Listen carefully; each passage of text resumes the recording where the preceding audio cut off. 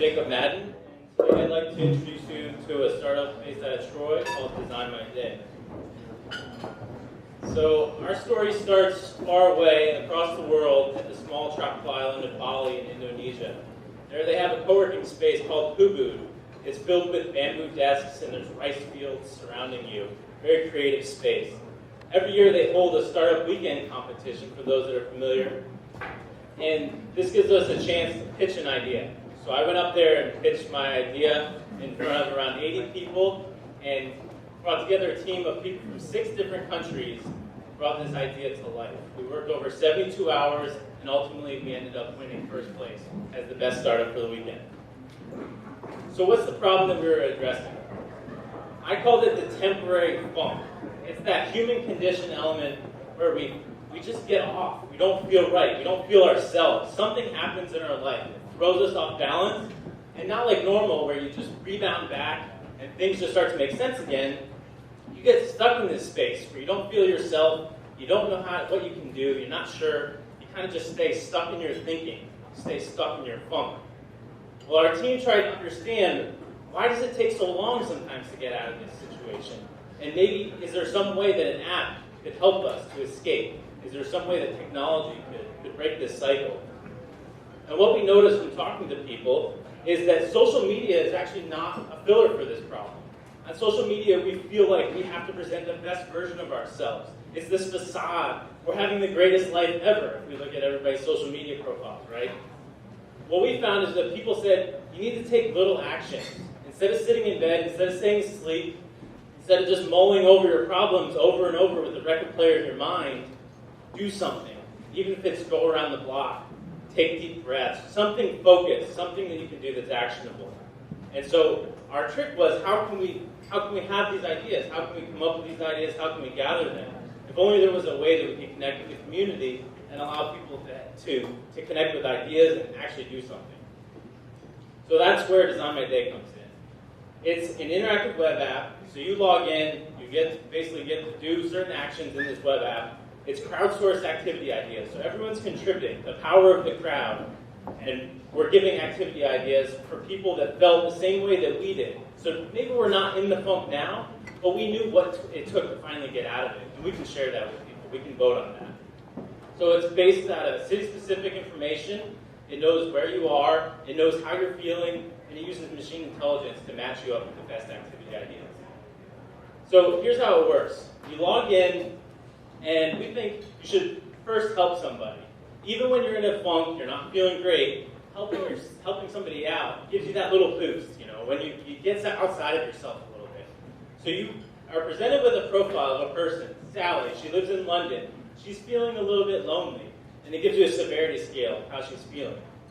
You pick an activity from a list, or you can create your own. So here, you can't really see it, but you can tell the yoga poses up there. Make fresh lemonade, take a yoga class, go for a walk, go for a bike ride. Something that you think would get her out of that loneliness situation. You vote for that, and then now it's your turn to get the activity recommendation for how you're feeling.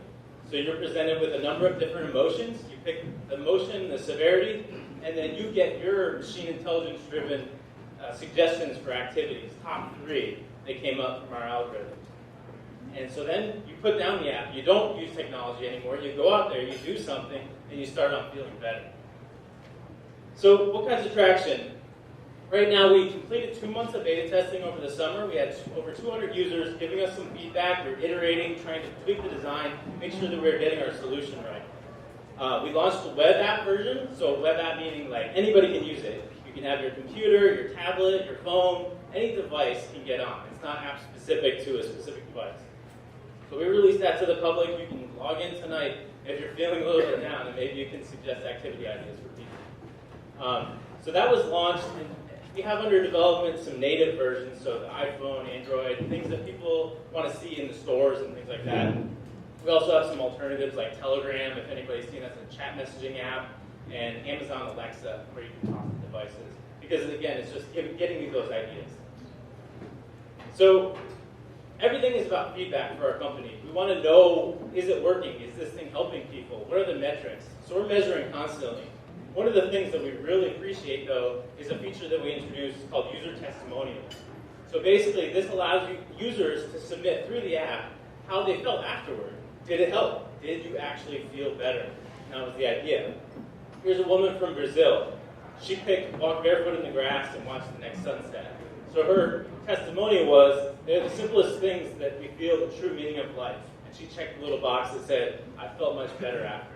This is like gold in our hand. This is telling us this actually worked. Even if we did all this for only that woman in Brazil, it was worth it, right? So we're hoping this can spread. It can be a larger movement where people are submitting testimonials and sharing them with each other. So our founding team is well-rounded and international, as you can expect, in a tropical island in the middle of Southeast Asia. So we have a community strategist and a health engagement coach. They share time in Bali and London. We have a marketing and film expert from Norway and Italy, and a business development expert who shares time in Southeast Asia, and he's from Siberia, the coldest place on the planet. So what's the opportunity that we see here? We have a strong health and wellness trend that we've seen in apps. So far in 2016, we talked to some VCs in Southeast Asia, and we heard the same thing. 2016 is a year where we're looking towards apps to fill gaps in the healthcare system. And we feel it has universal appeal, and it's very network-oriented. We can spread from network to network really quickly. This is just a quick slide to demonstrate there is a market. There's people getting tons of funding, and there's lots of users that are signing up for things that are similar. But how do we differentiate ourselves? None of these are city-specific. They're not very unique to the users, how they're feeling. And they don't use the same machine intelligence algorithms that we do. So just a little bit about our business model. It's that network orchestration model. Think TripAdvisor. The users are contributing to the value in the system, so we need lots of users, and then we can monetize that in many different ways. So our marketing efforts so far have been limited to social media and mailing lists, but we plan to do events and other activities that can spread the word, basically. We need to do this in city to city. So that's it. Thanks for listening, and if you have any questions, I think we have a very short amount of time for maybe one question.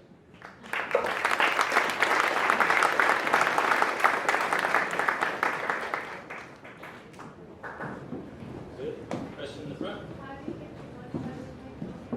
So the monetization obviously requires something further down the road. It requires a lot of users. But we have ideas that there's a value in the modeling of users. So we have very methodical, driven about choices. So you are selecting things, you're picking, you're suggesting activities. This is valuable information, demographic information.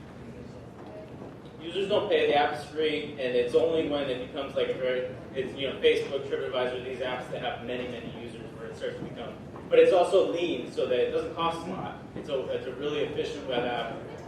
It doesn't cost a lot of money to run, so you don't need to make as much as maybe an infrastructure or brick and mortar operation. In the back? How do you keep your customers? How do you sustain them? Because if I'm feeling in a funk and I go on and feel better, what's keeping me coming to your app? No, it's definitely a good question. We do engagement. The testimonials as part of it is like bringing you back as far as it pulls you back in. If you go and do something and then you go and have a great time, we email you and say, hey, how did that thing go that you said you were going to do, and try and get you back. But I have to also think that there's something about us that wants to contribute and be a part of helping other people. And so if we start to see that happening, then I think we log back in. But it's definitely a great question. It's is that traction going to keep holding on?